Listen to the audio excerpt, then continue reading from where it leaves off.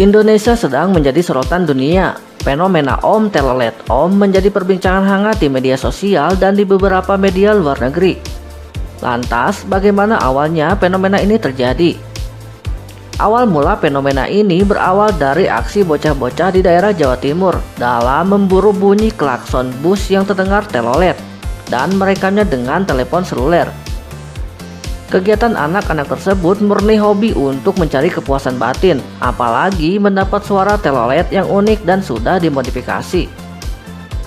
Dalam memburu telolet, mereka bergerombol dan rela menunggu lama. Ketika bus tiba, bocah-bocah tersebut akan mengacungkan jempol sambil berteriak, "Pak, telolet Pak." Ada juga yang teriak, "Om, telolet Om." Sebagian mereka juga ada yang sengaja menulis tulisan besar, "Om Telolet," agar dibaca oleh supir bus. Setelah mendapat suara telolet, mereka lalu memamerkan hasil buruan mereka dengan mengunggah rekamannya ke media sosial, mulai dari Facebook, YouTube, dan lainnya. Aksi para bocah di Jawa Timur itu kemudian merambat ke Jawa Tengah, Yogyakarta, bahkan sampai Jakarta.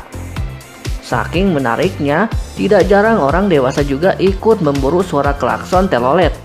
Bahkan ada yang membuat komunitas pemburu telolet. Dilansir dari beberapa sumber, fenomena ini sudah terjadi sekitar 5-6 tahun yang lalu.